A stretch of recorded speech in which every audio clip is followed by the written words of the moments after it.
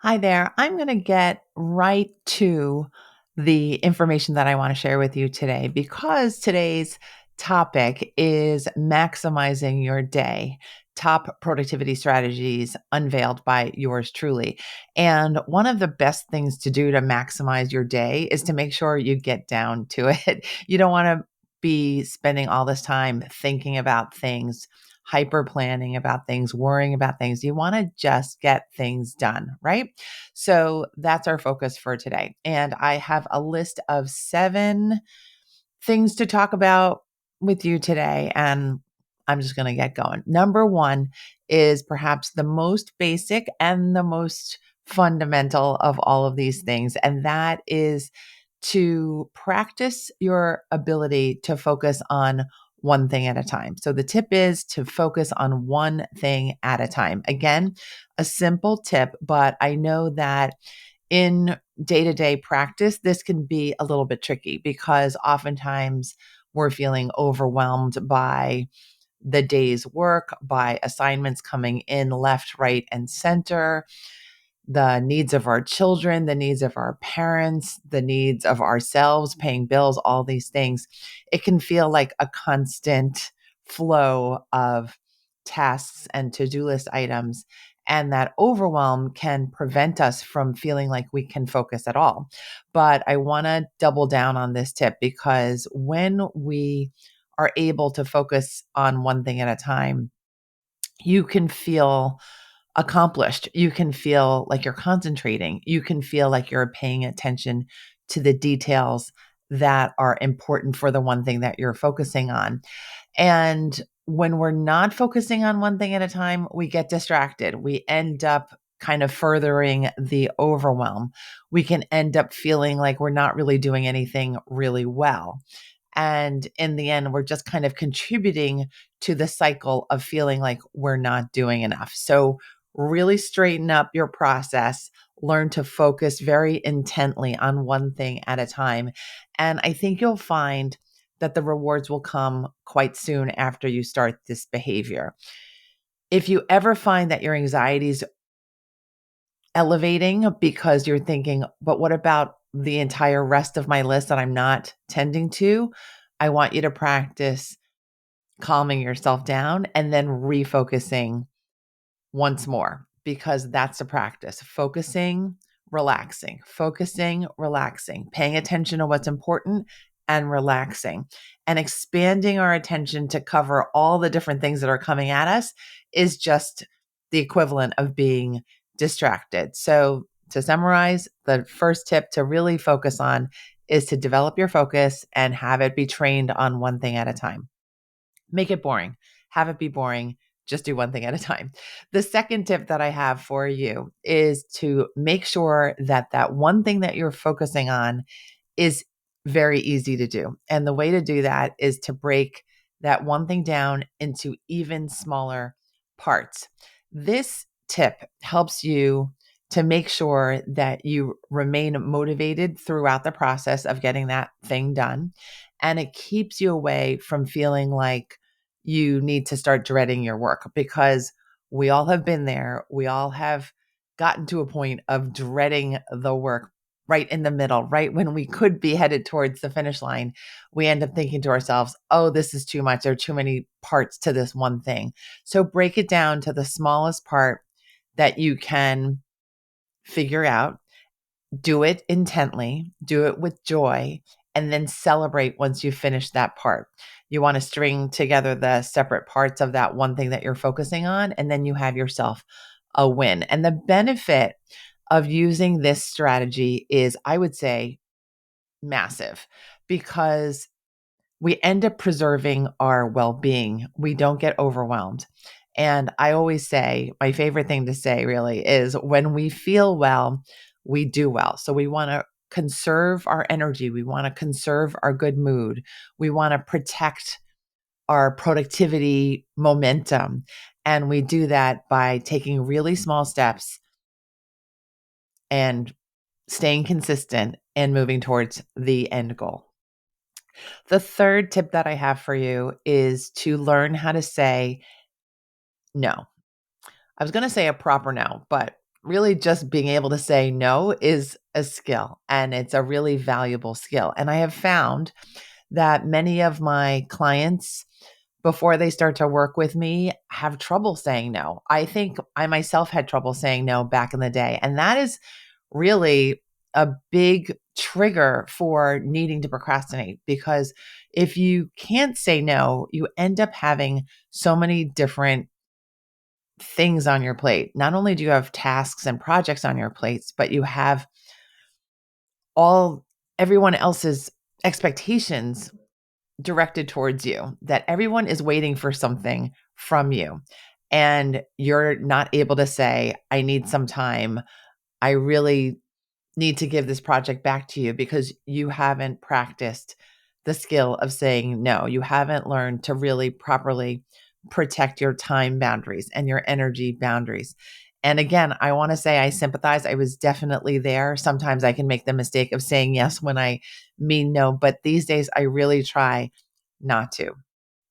I have found that many people who tend to be people pleasers or like to make sure that people are happy also have this difficulty of not knowing how or when to say no. It's not that they don't want to, it's that they haven't had the experience and they are afraid of letting people down. Perhaps this is you, dear listener, today, feeling overwhelmed with all the responsibilities that you have. I want to let you know, first of all, congratulations on being a kind, responsible human being. But I also want you to know that I think it's time to try to learn the skill of saying no appropriately, because I do believe, and I've seen it time and time again, that when we spend all of our time concerned about other people, we end up pushing away our own needs, those needs that are so important, our needs for rest, our needs for time, our needs for some blank space in our schedule, our need to be able to say no and to protect our boundaries. So don't get your energy all twisted up in the people pleasing pattern. Instead, here's a suggestion: use this tip. Use the tip of the next time your intuition tells you, I don't have the time, I don't have the bandwidth, I don't have the desire, I don't have the energy, just say no. Let it be a simple, straightforward, clear no.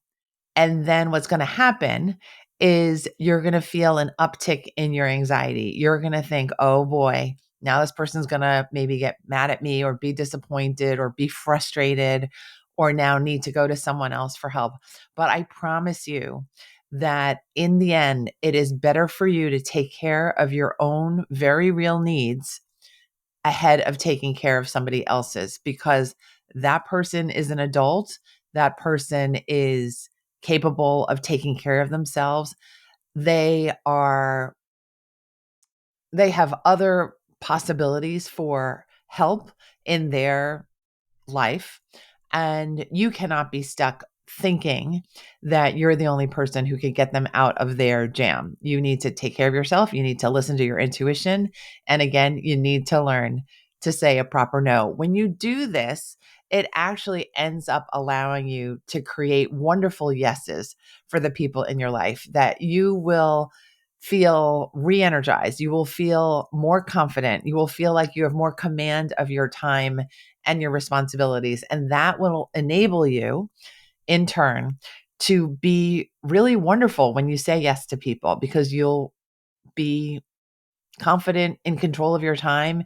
You won't be feeling resentment or fear that you won't be able to accomplish things. You'll know exactly what is going to happen. And I really want that for you. I would love for you to feel comfortable saying no without fear, without anxiety, and with a really solid sense that you are doing yourself and your day, the way your day is going to run, a favor.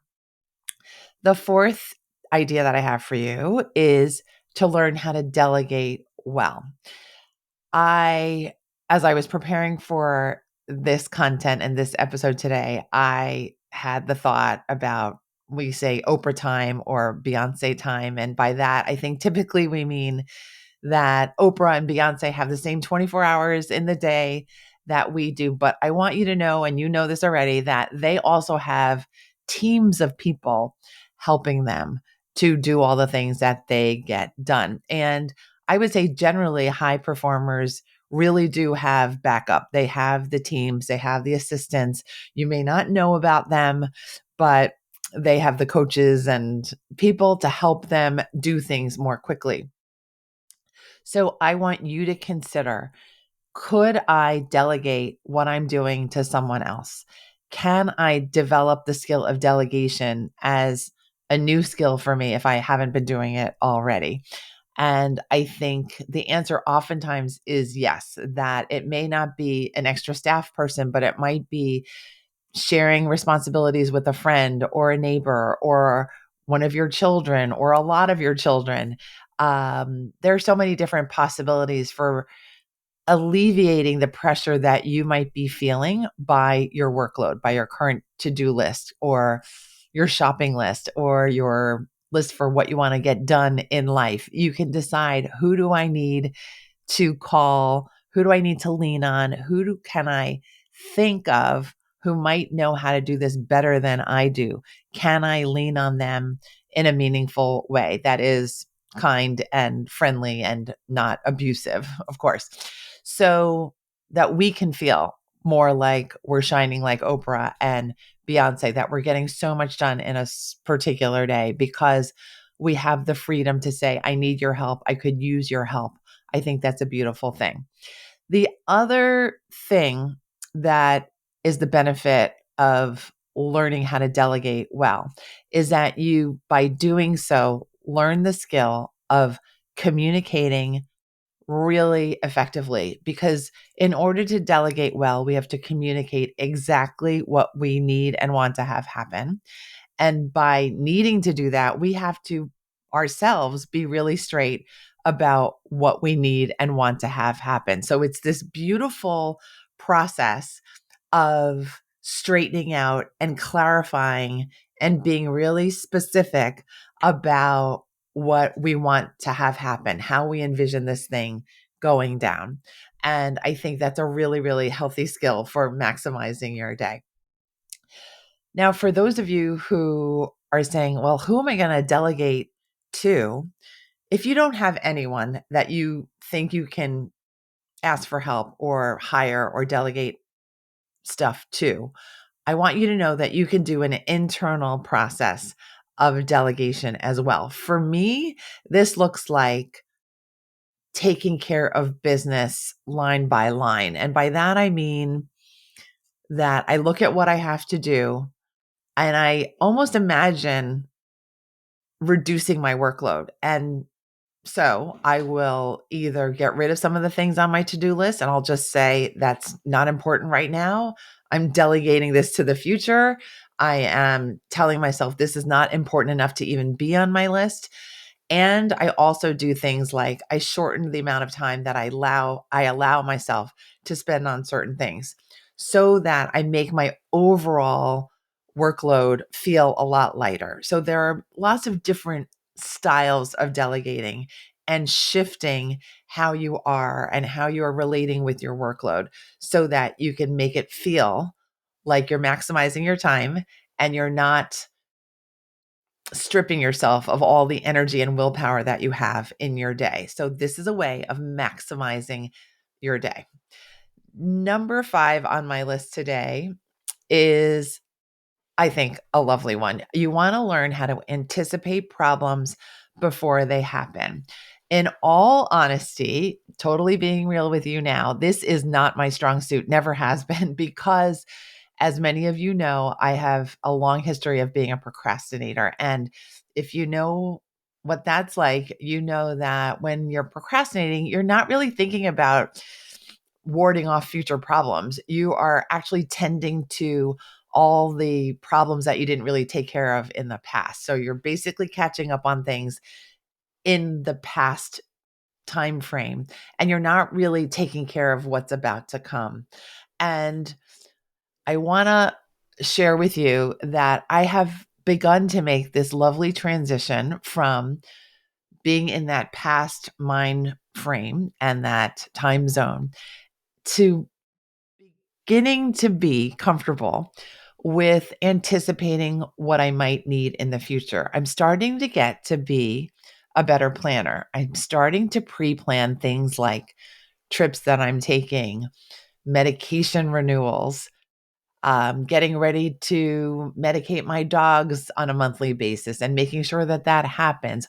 All these things, big and small, are starting to get a little bit easier for me because I've stopped procrastinating so much, first of all, but also because I've learned that there's a little bit of joy that comes when you have a view into the future before the future is here. So this may be as simple as looking at your planner or your calendar, wherever you keep your appointments and meetings. Look at that and take a close look at the next 2 weeks, the 2 weeks coming up in the future, and think to yourself, what would I need to put in place to make this next 2 weeks go super well, super smoothly, where I'm not feeling anxiety unnecessarily, where I'm showing up on time as best as I can, where I have the right refills already called into the pharmacy. I have the right clothing for the event that I need to go to on the weekend. Whatever it is for you, take a glance at the planner and envision yourself succeeding at these things in the future. This is a beautiful skill because it helps you to anticipate any problems, but it also helps you to show up as your best self, not feeling like you're behind schedule or that you've forgotten your planner or a pencil that you really needed or some other tool that you needed, or you forgot to communicate with someone that you needed backup in any way. So learn this habit of getting out of your own way, limit your procrastination, and then foresee, what are the deadlines that I need to meet? What's coming up for myself? What do I need to pack? What do I need to prepare? What do I need to order so that it's here in a couple of days? You will feel like, yes, you're putting in a little bit of extra effort, but you'll also feel like in the end, you're doing a huge favor to yourself. You are allowing yourself to have things run really smoothly every day. Number 6 on the list is to make decisions with confidence. This is something that is, I think, unique to each one of us. I think we each make decisions, excuse me, with different styles, with different inputs, with different anxiety levels, with different levels of indecision.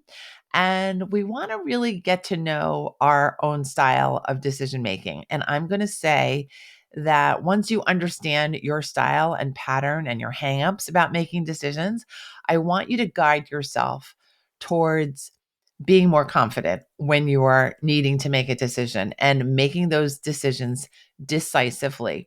I think oftentimes I see people stuck when they're procrastinating and stuck in indecision oftentimes because after all, when we're needing to make a decision, we need to give up something and go towards the other thing. We're basically cutting off our choices and saying we're picking one, not the other.